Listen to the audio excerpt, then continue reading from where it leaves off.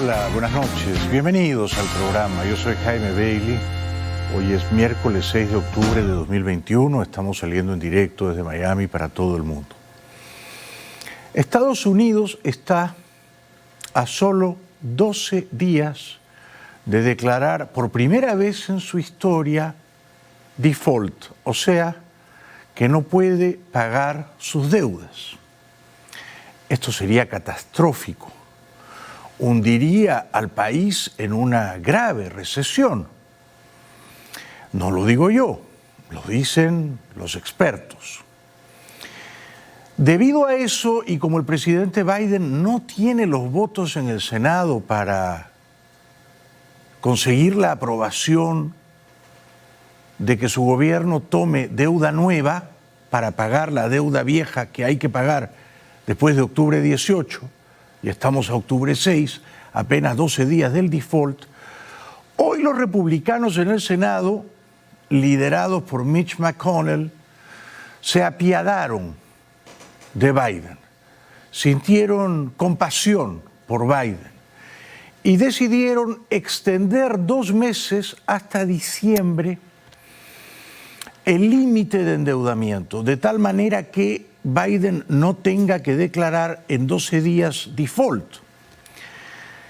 De aquí a diciembre, Biden tendrá que maniobrar arduamente en el Senado para ver si consigue persuadir a los republicanos de que le aprueben su plan de endeudamiento y gastos copiosos por $3,5 trillones. De momento es una victoria parcial, quizá pírrica, de Biden y los demócratas. Han ganado 2 meses, no habrá default en 12 días, se extiende todo a diciembre. Tonight, what could be a new short-term solution to the looming fiscal disaster. Top Republican Mitch McConnell offering Democrats a deal to allow the government to extend its ability to borrow money to pay its bills for another 2 months. We view that as a victory. We view it as a temporary victory, though, with more work to do. Democrats have been blasting Republicans for refusing to join them to raise the debt limit that covers past spending by both parties, an effort Democrats say has always been bipartisan. President Biden earlier today accusing Republicans of playing a dangerous game. Doesn't have to be this way. My Republican friends need to stop playing Russian roulette with the U.S. economy. En honor a la verdad, se trata de contraer deuda nueva para pagar deuda vieja, o sea, deuda que no ha contraído el señor Biden, deuda que en parte contrajo su predecesor, el señor Trump. Trump entró a la presidencia con una deuda de más o menos 20 o 21 trillones y dejó una deuda arriba de 28 trillones. O sea, se endeudó mucho más de lo que quiere seguir endeudándose ahora el señor Biden. Biden hoy estuvo con la secretaria del Tesoro, que es la señora Yellen, y con los ejecutivos de Citigroup, de Bank of America, de JP Morgan, entre otros prominentes banqueros, la jefa de la Bolsa de Valores, del Nasdaq. Y trató de explicar por qué es tan urgente que el Senado, y en el Senado 50 son demócratas, 50 son republicanos, pero él aparentemente necesita 60 votos y tiene solo 50, y ni siquiera 50 porque hay 2 demócratas que no están tan animados a votar a favor del nuevo endeudamiento. Explicó, decía Biden, por qué es necesario endeudarse, o sea, subir el techo de la deuda o subir el límite de la deuda. Quien fija el techo o el límite no es Biden, no es su secretaria del Tesoro, es el Congreso. Y el Congreso hasta hoy no quería subirle el límite, o sea, darle más deuda. Pero hoy se ablandó Mitch McConnell y le dieron 2 meses de respiro a Biden. Este es Biden por la tarde, antes de saber que le darían el respiro. I want to thank the Secretary of Treasury, Secretary Yellen, Commerce Secretary Raimondo. I see her on the screen there. It's good to see you. And the leaders of some of America's most important businesses and institutions. The American Association of Retired Persons, the AARP, Bank of America, Citibank, Deloitte, Intel, JP Morgan, NASDAQ, the National Association of Realtors, and Raytheon. and for joining me today to talk about the need to raise the debt limit. Biden trató de que estos prominentes agentes económicos explicaran, y lo hicieron mejor que él, por qué es necesario seguir contrayendo nueva deuda, principalmente para honrar deuda vieja. Esto Biden no lo ha sabido explicar. En los últimos días, Biden ha insistido, erróneamente en mi opinión, que es necesario gastar más en infraestructura, es decir, que le den deuda nueva para construir puentes y carreteras. Y mucha gente se queda con la duda, me incluyo yo, ¿pero es tan urgente construir puentes y carreteras? Esta no es la manera inteligente de vender su plan de nuevo endeudamiento. Lo que tiene que decir, y por fin lo dijo hoy con la ayuda de su secretaria del Tesoro y de prominentes banqueros, es que la deuda nueva es para evitar el default, o sea, para honrar las deudas viejas, para pagarlas, para que Estados Unidos pague sus cuentas a tiempo y salve su reputación. Luego hablamos de los puentes y las carreteras. El problema aquí es que Biden se ha rendido al ala izquierda del Partido Demócrata, Bernie Sanders. Bernie quería un plan de gastos no de 3,5 trillones, de 5,5 trillones.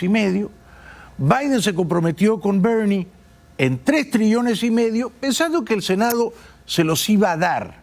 Y el Senado no se los va a dar, con suerte le dará 2 trillones o 1,5 trillones. Es decir, me parece que ahora Biden debería cortar la grasa, suprimir los gastos innecesarios y reducir su plan de nuevo endeudamiento a lo que de veras se tiene que pagar, que son compromisos que van a vencer a partir de octubre 18. Y no tanto poner énfasis en que hay que construir puentes y carreteras. We haven't failed to do that since our inception as a country. We need to act. These leaders know the need to act. The United States pays its bills. It's who we are, it's who we've been, it's who we're going to continue to be, God willing. That's what's called the full faith and credit of the United States. Let me be clear. Raising the debt limit is paying our old debts. There's nothing to do with new spending or what may be coming this year or other years. There's nothing to do with my plans on infrastructure or building back better, both of which are paid for, but they're not even in the queue right now. It's about paying for what we owe and preventing a catastrophic event occurring in our economy. Es decir, que han convencido a Biden, enhorabuena, de explicar que la deuda nueva que él quiere tomar con apoyo del Senado, por tanto de los republicanos, no es para gastar copiosamente en obra pública, en infraestructura, porque eso es debatible, ¿no? Cuán urgente es ese gasto en infraestructura, sino para pagar deuda vieja, para evitar el default y sus consecuencias y ramificaciones perniciosas. Biden se quejó, y tal vez tiene un punto, de que usualmente la tradición republicana era que los dos partidos subían el límite de la deuda para en cualquier caso evitar el default. Fuera el presidente demócrata como es Biden o republicano como era Trump. Y que a él le sorprende que ahora los republicanos estén tratando de ponerle una zancadilla para que él tenga que pasar por el bochorno o la humillación del default. No va a ocurrir en 12 días, pero todavía esa amenaza está pendiente en diciembre. Today's discussion won't be partisan. It shouldn't be. Raising the debt limit is usually bipartisan. Let me speak for myself here. I want to be clear so the American people understand what's going on. There's a Senate vote today to raise the debt limit. Traditionally, it needs only 50 votes. We were informed by our Republican friends that they had to be all Democrat votes. They weren't going to help. I said, okay, we'll provide 50 votes. The definition in the Democrats, we have the votes. The Democrats are willing to step up and stop this economic catastrophe if Senate Republicans will just get out of the way.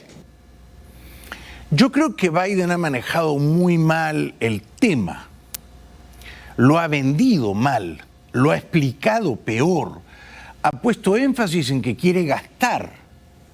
Ha dicho China nos está sobrepasando, tenemos que gastar tanto como los chinos en infraestructura. Y no es tan urgente construir puentes y carreteras. Él ha debido decir lo que por fin le oí decir hoy, por consejo de sus asesores económicos, que hay que tomar deuda nueva solo en la medida en que esa deuda facilite el cumplimiento de la deuda contraída por administraciones anteriores y solo en la medida en que esa deuda nueva facilite el pago a pensionistas, jubilados, veteranos militares y ayuda a madres con niños en pre-kindergarten. Muy bien. Entonces, en ese caso sí se entiende la urgencia, ¿verdad? Porque el default sería muy malo para la imagen del país, para la buena marcha de la economía, para la bolsa de valores, sería malísimo para todos, pero principalmente para aquellos que se quedan sin cobrar sus cheques del Seguro Social, cheques de los veteranos militares. Entonces, recién ahora Biden está explicando mejor la urgencia por contraer deuda nueva, ¿no? Y él pide a los republicanos que no sean obstruccionistas. Esto es difícil de pedirles, ¿no? Porque generalmente el partido que está en la oposición fastidia, mortifica, sabotea y obstruye. Generalmente es lo que hacen, ¿verdad? De hecho, cuando Trump era presidente, eso es exactamente lo que hacían los demócratas. Fastidiar, mortificar, sabotear y obstruir a Trump o no. Si tuvieron 2 impeachments contra él. Entonces, a Biden, que es un veterano congresista, que ha sido senador por décadas, ¿cómo le sorprende que los republicanos estén tratando de obstruir sus planes económicos de gastos tan cuantiosos impuestos por Bernie Sanders? But our Senate Republican friends are planning to block the vote to raise the debt limit by using the procedural power called the filibuster. To say that in plain English, it means you have to have 60 votes when there's a filibuster. 60 votes, a supermajority, instead of 50 to get anything done. It's not right, and it's dangerous. El filibustero, leo en el diccionario, era un tipo de pirata que en el siglo XVII infestaba el mar de las Antillas. Es decir que en el Senado el procedimiento del filibustero es vamos a piratear, a rapiñar la propuesta del enemigo. Biden es la nave. Y los piratas son los republicanos que abordan la nave. Muy bien. Dicho eso, la supermayoría de 60 votos que quieren los piratas republicanos, ¿es una treta parlamentaria legal o ilegal? Es legal. Por tanto, si es legal, ¿es legítima o es ilegítima? Es legítima. Puede ocurrir, ocurre. Ahora, por supuesto, cae mal en el bando contrario, en la nave que va a ser rapiñada, porque lo que quieren los republicanos, y en eso quizá tienen un punto, ¿no? Es que Biden recorte o adelgace su numerito de 3,5 trillones. ¿Cuánto quieren los republicanos que Biden recorte ese numerito? Que le quite 2 trillones. Y si es 1,5 trillones solo para pagar deuda, no entrar en default, Seguro Social y veteranos militares y otras deudas, entonces sí, los republicanos le darían la aquiescencia. Y Biden esto lo tiene que entender. El filibustero o el pirata, bueno, es parte de la vida política, ¿no? Biden recuerda que su predecesor, señor Trump, se endeudó no por 3 trillones, sino por 8 trillones. The reason we have to raise the debt limit is in part because of the policies of the previous administration, which incurred nearly $8 trillion in bills in 4 years, some of which Democrats voted for. more than a quarter of all the debt now outstanding. We had to raise the debt limit 3 times when Donald Trump was president. And the Republicans moved to raise it each time, and each time the Democrats supported the effort to raise the debt. En otras palabras, se queja y dice, cuando ustedes eran gobierno y querían endeudarse más, nosotros les aprobamos esas nuevas deudas. Ahora que nosotros somos gobierno y queremos nueva deuda, ustedes boicotean la deuda nueva. ¿Tiene razón? Tiene razón. Pero quejándose va a llegar a buen puerto, no va a llegar a buen puerto. Ahí están los piratas. Tiene que cohabitar con los piratas, tiene que entenderse con ellos. La política es negociar con el adversario, incluso si el adversario es un pirata, un filibustero. Hay que negociar. No hay otra alternativa. Biden por fin me parece que ha entendido cómo explicar y cómo vender su plan. Explica, sin incurrir en exageraciones demasiado dramáticas, qué ocurriría, y ya no va a ocurrir, si en 12 días el país entraba en default. Ahora esto, Mitch McConnell lo ha pospuesto a diciembre, ¿no? De aquí a diciembre todos se dan una tregua. But now Republicans won't raise the debt limit despite being responsible for what the debt limit, why it has to be raised for the bills that are outstanding. They won't raise it enough through, if done, we're going to be defaulting on a debt that would lead to self-inflicted wounds that risk the market tanking and wiping out retirement savings and costing jobs. Defaulting on the debt, which Secretary Yellen said could happen at any day after October the 18th, when we run out of money, means that Social Security benefits will stop, salaries to service members will stop, benefits to veterans will stop, and much more. Entonces, y debido a esos argumentos, y no a que hay que construir más puentes y carreteras, yo creo que sí se justifica que los republicanos le aprueben más deuda, pero recortándole, metiéndole un tijeretazo no menor a la cifra de 3,5 trillones. Esa cifra hay que bajarla a la mitad o a más de la mitad. Esta es mi opinión. Yo en general, sea el gobierno de Biden o sea el gobierno de cualquier país, estoy en contra de que el gobierno gaste más de lo que tiene, porque cuando lo hace, se endeuda. Y estoy en contra de que el gobierno suba los impuestos para recaudar más, porque a menudo, cuando lo hace, no recauda más, pero desacelera la economía. De manera que las fórmulas de Biden, que son en realidad las de Bernie Sanders y el ala izquierda del partido, ante la cual se ha rendido Biden, y yo no sé por qué, esa fórmula no llega a buen puerto, no está bien encaminada. Por lo tanto, Biden tiene que entender que negociar con el pirata supone darle al pirata una parte del tesoro. Es decir, no serán 3,5 trillones, de ninguna manera. Lo que van a negociar de aquí a diciembre es la cifra final. Les aseguro que va a ser menos de 2 trillones, les aseguro. Y Biden tendrá que entender que no va a poder construir todos los puentes y las carreteras que él quiere, porque eso se haría irresponsablemente desde el punto de vista fiscal, gastando un dinero que el país no tiene y endeudándose de nuevo para que venga el siguiente a ver cómo evita el default. Dicho eso, Biden dijo que entrar en default, ahora en octubre ya no va a ocurrir, podría ocurrir en diciembre, destruiría el liderazgo, la hegemonía global de Estados Unidos.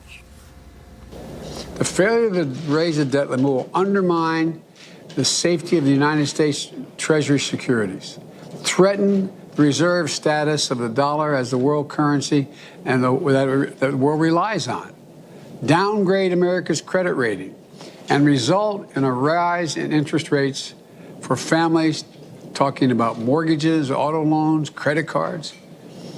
My friends, and there are many of my friends, the Senate Republicans' position I find to be not only hypocritical, but dangerous and a bit disgraceful, especially as we're crawling our way out of a pandemic that cost America 700,000 lives thus far. Una pausa, les prometo que será breve. Y al volver, la secretaria del Tesoro y la jefa de la Bolsa de Valores explican de una manera muy didáctica, muy persuasiva, por qué hay que evitar el default ahora en octubre o en realidad ya aplazado en diciembre a cualquier precio. Más adelante, una cercana colaboradora del expresidente Trump publica un libro escandaloso y revela que el dictador Putin quiso que una traductora rusa, guapísima, despampanante, como se decía antes, sedujera a Trump en Moscú. Ya venimos.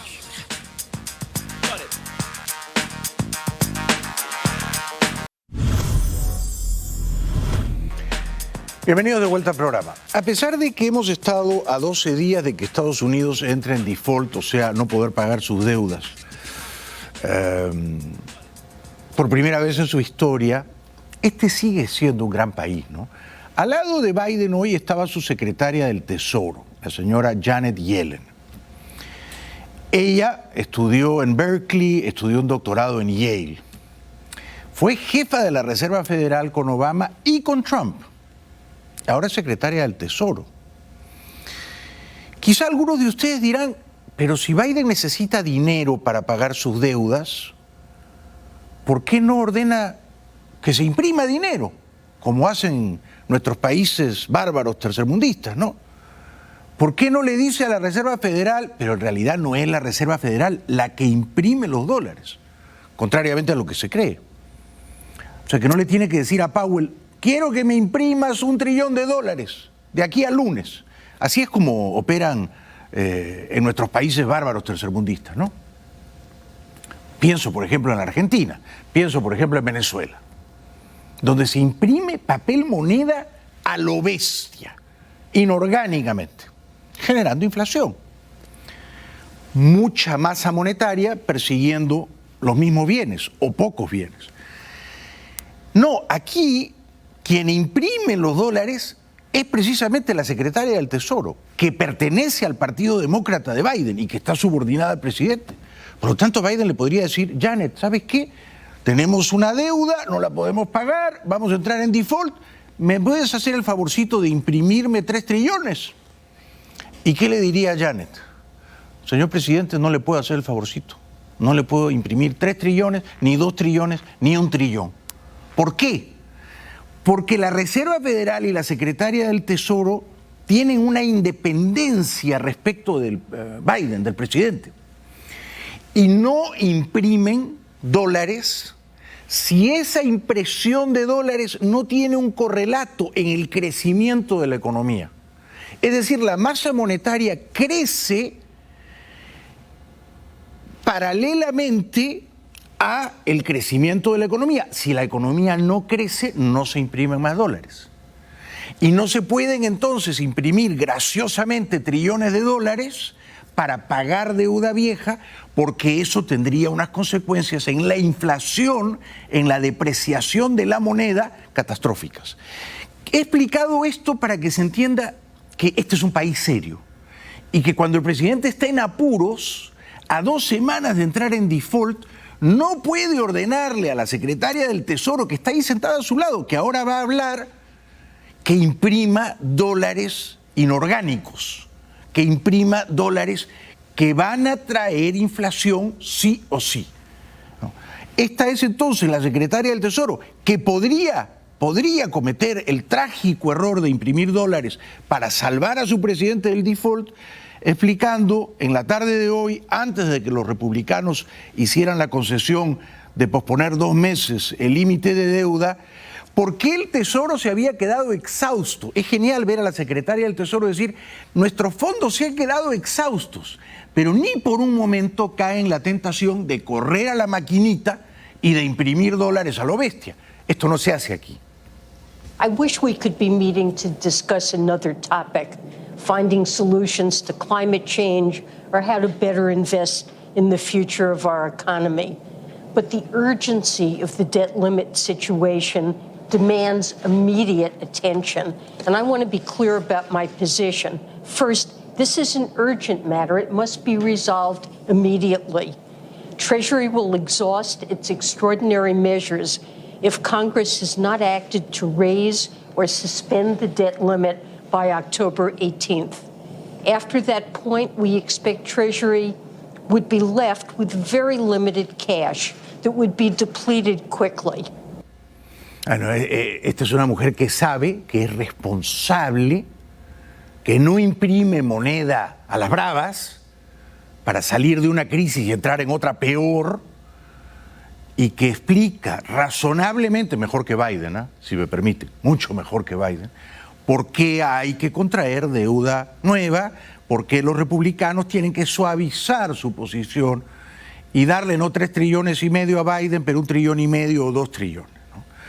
La señora secretaria del Tesoro explica que el default, en octubre ya no, pero quizá en diciembre, no solo dañaría a los que dejan de recibir sus cheques, los jubilados, los veteranos militares, los militares en activo, no solo dañaría a todas esas capas sensibles de la economía, pero también dañaría al mercado financiero en sí mismo, a la bolsa de valores, a los inversionistas. Es decir, que todo, la riqueza del país o la percepción que hay sobre la bonanza del país se achicaría. And as we've seen in the past, and as this group knows, even delaying action can cause harm to business and consumer confidence, raise borrowing costs, disrupt financial markets, and cause a downgrade of the U.S. credit rating. Second, let me be clear, this would be a catastrophic outcome, and this catastrophe would occur on 2 dimensions. The first relates to the financial system and macroeconomy. If Congress does not take action to raise the debt limit, Treasury's cash balance will reach an insufficient level to pay the nation's bills, and America would default for the first time in history. And default will call into question the full faith and credit of the United States. Es decir que, y ella lo ha explicado mejor que Biden y mucho mejor que yo, se trata de pagar las cuentas, ¿no?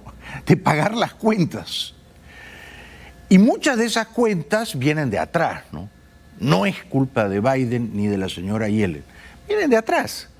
Vienen de Trump y antes de Obama y antes de Bush y etcétera, ¿no?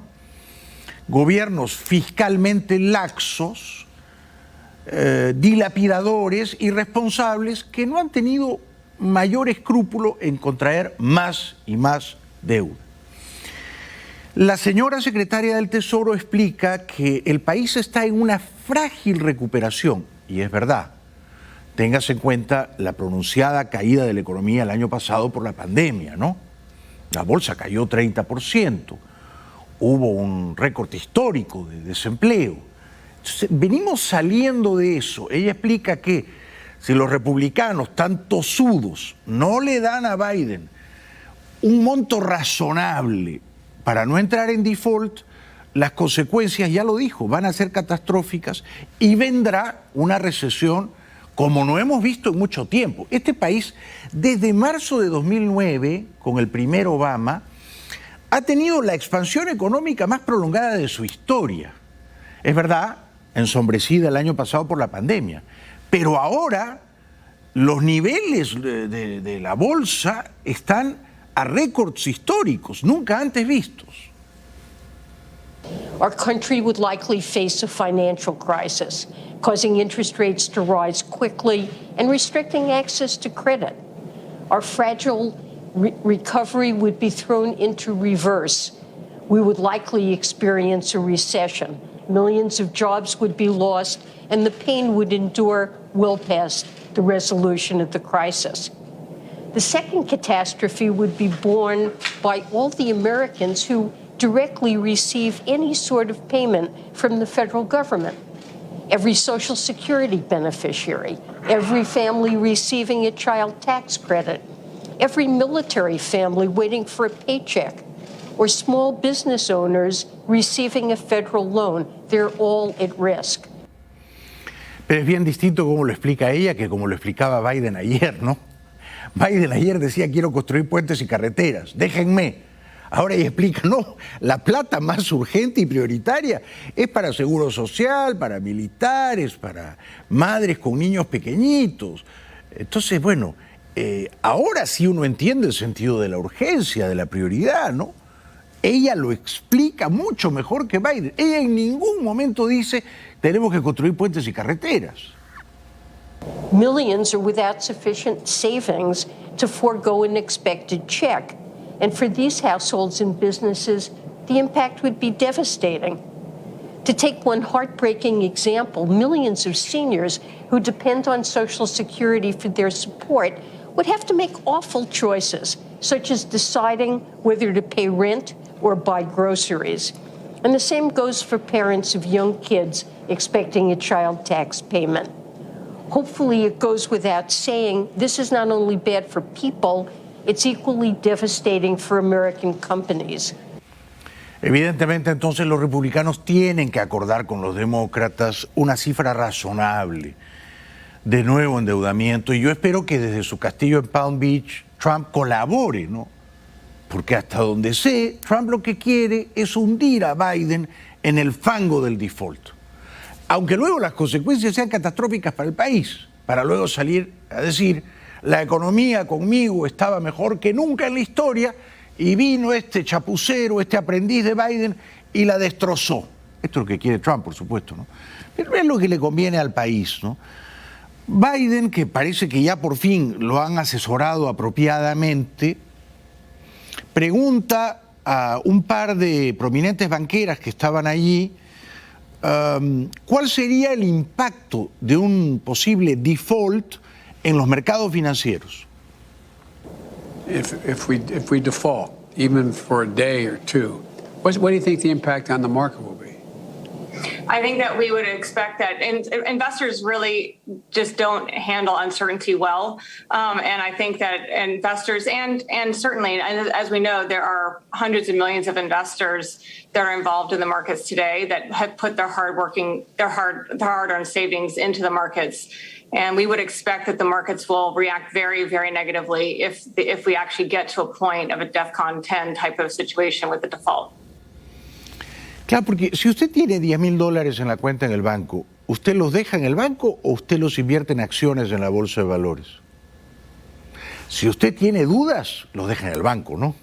Ahora, si usted tiene una gran confianza en el futuro de la economía de este país, usted cree que la economía va a crecer sostenidamente, que las acciones van a seguir subiendo, como han subido desde marzo de 2009 hasta hoy, nunca antes visto. Entonces usted dice, saco mi plata del banco y la pongo en la bolsa. Es una jugada riesgosa. Riesgosa si el país entra en default, porque esos 10.000 se van a convertir en un día en 5.000 o en 6.000. Entonces por eso Biden le pregunta a esta prominente banquera, ¿qué pasaría con la gente, mucha de ella jubilados, pensionistas o familias que ahorran para pagar la universidad de los chicos, que ha puesto toda esa gente su dinero en la bolsa con la expectativa razonable de que la bolsa les rinda un provecho que el banco no te otorgaría? ¿Qué pasaría con ellos? Que no son inversionistas ricos, sino, digamos, clase media. What does that do to people's retirement accounts? Yeah, I think we have to realize that well over half of the adult Americans have money in the stock market, either directly or indirectly. And so those savings accounts, those retirement accounts, the pensions, they'll all experience a significant and sharp drop in their values, which of course makes them feel less certain about their ability to manage their lives and their savings and plan for retirement. Finalmente Biden le pregunta, replegado Biden, ¿no? Ya no hace él el trabajo de explicar, sabiamente lo delega en personas que explican mejor que él. Entonces le pregunta a la jefa de la Bolsa de Valores qué pasaría en la bolsa si hay un default. I'd like now, with her permission, I'd like to ask Adena Friedman, the CEO of NASDAQ, whether she'd be willing to give us her thoughts. And thank you for taking the time, Ms. Friedman, to talk to us. Well, Mr. President, thank you very much for the opportunity to address the current situation. We are starting to experience elevated volatility in the markets, which can be partially attributed to the uncertainty that's been introduced by the delay in approving the extension of the debt limit. We would expect that a continued delay in extending the debt limit would further destabilize the markets. And when we consider the broader economic cost of the uncertainty and certainly a possible default, we would, as Jane mentioned, see higher borrowing costs for consumers and small businesses, as well as delays in much-needed payments to major social programs such as Social Security, Medicare. So when we look at this, these delays and certainly a default would mean that hardworking Americans will ultimately bear the burden. Esperemos entonces que este forcejeo, que este pulso parlamentario tenga un final feliz y que los republicanos le den a Biden un dinero razonable, no para entrar a gastar a la loca, sino para pagar las cuentas mes a mes, como usted y como yo. Vamos a la pausa. Al volver, cómo el dictador ruso Putin eligió a una guapísima traductora de su país, una rusa llamativamente guapa, para encandilar a Trump, entonces presidente de Estados Unidos, de visita en Moscú. Ya venimos.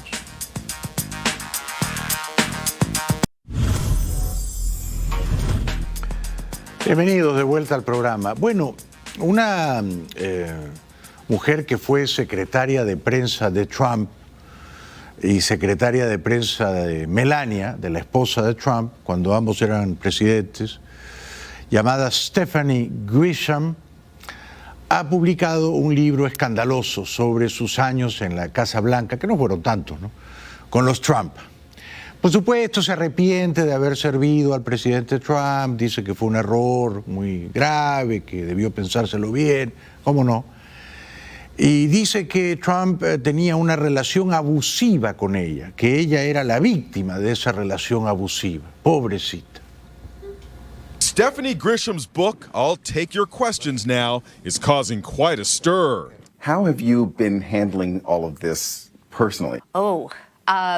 It's been hard. I'm not going to lie, it's been difficult. She says working for President Trump was like being in an abusive relationship.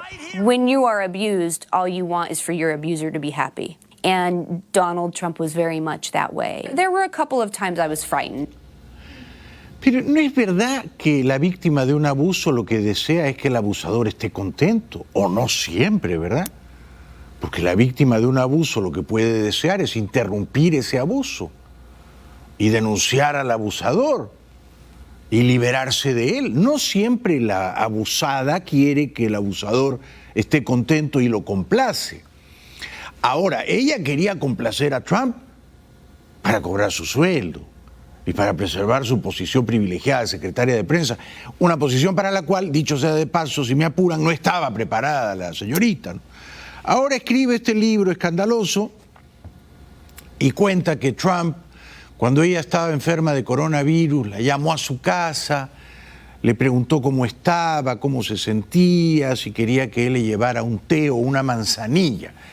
Y uno dice, pero entonces, ¿te abusaba o no te abusaba? When Grisham had to quarantine after being exposed to COVID, she got a call from Trump. He'd call me while I was at home. How are you, honey? You sound horrible. You stay home, you take care of yourself, do whatever it takes. And then I got back and I went into the Oval and he just turned to me and said, you know, where the F have you been? I've been alone. You're worthless. Wait a minute, this is after you came back from COVID? Yes. Bueno, a mí no me sorprende, ¿no? Ya sabemos que Trump es así, tiene un carácter volcánico y lo mismo puede ser amable por teléfono que puede ser despótico en persona. Bueno, no nos está contando nada nuevo, ¿no? Ya sabemos que Trump, cuando quiere, puede ser infinitamente mezquino. Con ella y con todos sus colaboradores y seguro que con su esposa también, ¿no? Pero lo más interesante que esta señorita cuenta en el libro, un libro que yo no voy a leer, si me permiten, ¿no?, es que cuando Trump viajó a Moscú con ella y con una comitiva, ¿no?, el autócrata ruso Putin, que es muy astuto, que conoce a Trump, conoce sus puntos vulnerables, contrató como traductora de Trump, ¿no?, que tradujera el ruso de Putin al inglés que Trump quería oír, a una mujer que no era traductora, era reina de belleza, era una modelo. Una modelo, bueno, como son las modelos que te dejan boquiabierto. Entonces la intención de Putin era que esta traductora modelo rusa sedujera a Trump, o por lo menos que lo distrajera, que lo perturbase, como en efecto parece lo perturbó. Grisham was at the famous summit in 2019 when Trump met with Vladimir Putin. She believes Putin deliberately used this beautiful Russian translator to distract the president. She was a very attractive brunette woman, and Putin went out of his way to introduce her to President Trump, which was not normal. And then at the time, former President Trump talked to her a few times, and I had never seen him, nor did I ever see him after, ever talk to one of the translators. ¿Qué tal traductora? ¿Vieron las fotos de la traductora? Ella te traduce del ruso al triple X. Bueno, entonces lógicamente Trump estaba muy coqueto con la traductora, le habló mucho, le pidió el teléfono, el email para tomar clases de ruso, ¿no? No sabemos cómo progresó esa relación. Lo que sí sabemos, porque este es un secreto a voces que ha circulado profusamente, ¿no?, es que Trump iba mucho a Moscú antes de ser presidente. ¿Por qué iba mucho a Moscú? Dicen las malas lenguas que a Trump le gustaban mucho las rusas, para decirlo así crudamente, ¿no? Las centroeuropeas y las rusas. Ese tipo de mujer. Y que usando su concurso de Miss Universo o los hoteles Trump que quería construir o que construyó en Moscú, encontraba siempre la manera de ir a Moscú y quedarse en el Ritz de Moscú.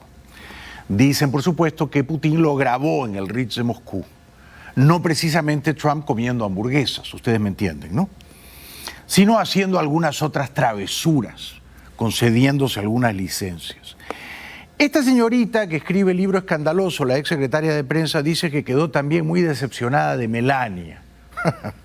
Porque Melania, la esposa de Trump, no rompió con Trump. ¿De verdad pensaba que Melania iba a romper con Trump? Cuando ocurrió el asalto al Capitolio del 6 de enero de este año. It all came to a head for Grisham on January 6th when she urged Melania Trump to denounce the Capitol Hill riots. Melania said no.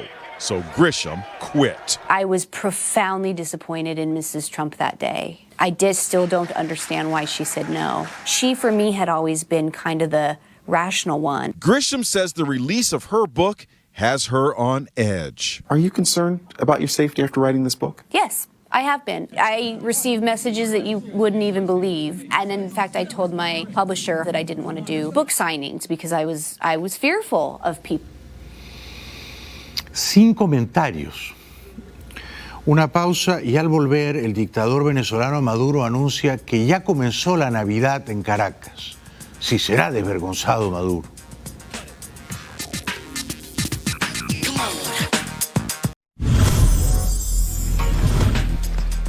Estamos en la primera semana de octubre y en Caracas el dictador venezolano Maduro se pasea con olímpica desvergüenza por el Palacio de Miraflores y anuncia, con un abdomen prominente, aún más que el mío, que ha llegado la Navidad a Caracas. Qué bello está el palacio, llegó la Navidad, empezando octubre, una belleza, mira este arbolito, se pone bello el palacio, mira, adornado, estamos en reuniones de trabajo hoy se cayó Facebook, WhatsApp, Instagram. Yo no sé por dónde voy a publicar este video, Silvia. Mira, esto está muy bello. Se cayó todo eso. Pero quería que vieran qué bello. Mira esto, mira estos venaditos. Ven acá. Mira estos venaditos, mira estos venaditos. Mira qué detalle tan bello, ¿eh? Es increíble, ¿no?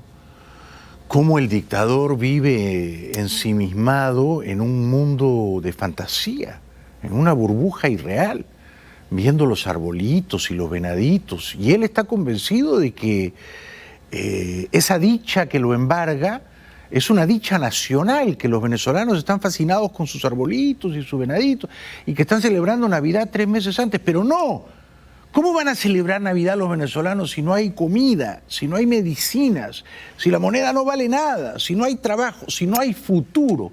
Bueno, Maduro es ajeno a todo eso. Qué lindo. Ah, mira. Qué lindo. Mira acá.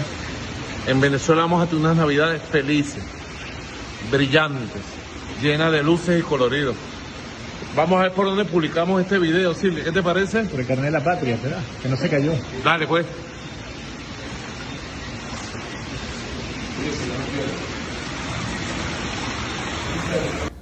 Qué insulto a los venezolanos que están sufriendo, allá y fuera del país. Aquí en Miami, de paso por Miami, el heroico opositor venezolano Leopoldo López, que pasó casi 4 años en una horrenda prisión militar, criticó las elecciones parlamentarias que se van a celebrar en Venezuela en el próximo mes de noviembre.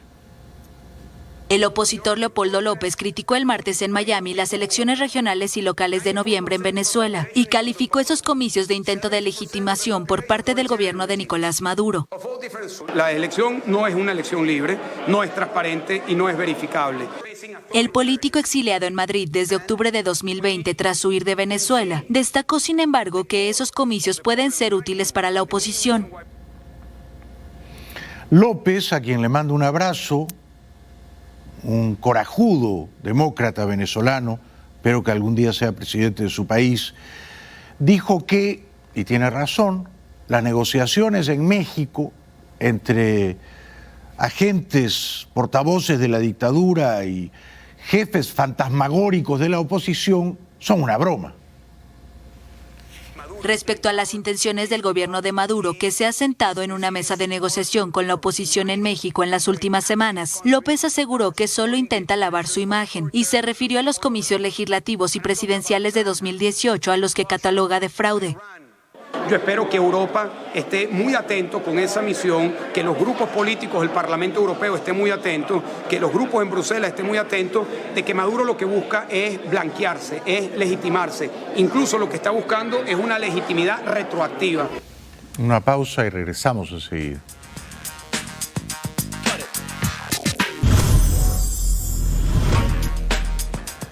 Bueno, esto fue todo por hoy. Muchas gracias por acompañarnos. Espero que el programa les haya gustado. Gracias por vernos aquí en Estados Unidos y en Puerto Rico. También en Perú por Willax, en Chile por Vía X. Colombia, canal Cosmovisión. Panamá, RPC. En Costa Rica, Canal 8 Multimedios. Gracias, gracias. Muy buenas noches.